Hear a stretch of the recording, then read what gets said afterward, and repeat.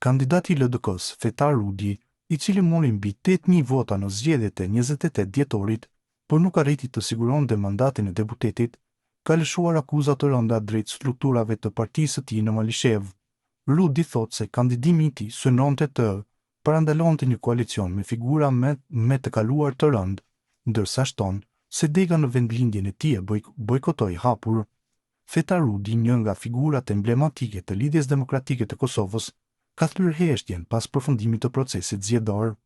Përmes një reagimi publik, Rudi ka falenderuar mbi 8.000 qytetar për besimin, por ka shprehur zhgënjim të thellë për rezultatin, duke drejtuar gishtin brenda partisë. Rudi ka qenë jashtë përveçanërisht me udhëheqjen e LDK-s në Malishev, duke i akuzuar ata se punuan kundër kandidaturës së tij. Sipas tij, ky nuk është rasti i parë që tradhtohet nga strukturat lokale.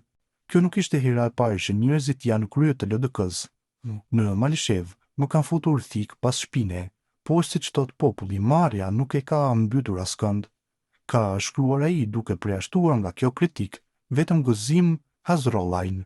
Sipas Rudit, kjo qasje e udhëheqësve lokal tregon pse LDK-ja pat rezultat dobët. Njerëzit e këtij lloji nuk e kanë luftën me partitë e tjera.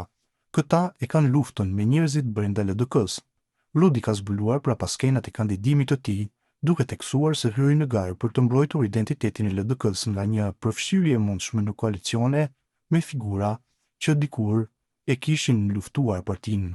Ai tregoi se për këtë kishte pasur një takim kokë më kokë me kryetarin Lumir Abdigjiku. Ekzistonte një tendencë reale që LDK-ja të shtyhej drejt një koalicioni të papranueshëm me figura politike të larta, të cilat bartin një të kaluar të rëndë. I janë falendëruar kryetarit Lumir Abdigjiku për besimin dhe vlerësimin që tregoi ndaj fjalëve dhe kundërshtimit tim. Pavarësisht se nuk do të jetë pjesë e kuvendit, Rudi ka deklaruar se do të mbetet aktiv në jetën politike.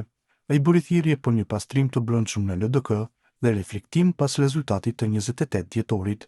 Besoi se LDK-ja ka kapacitet për reflektim të thellë, për pastrim të brendshëm dhe për rikthim të vlerat që e kanë bërë atë një parti shtetformuese, tha ai.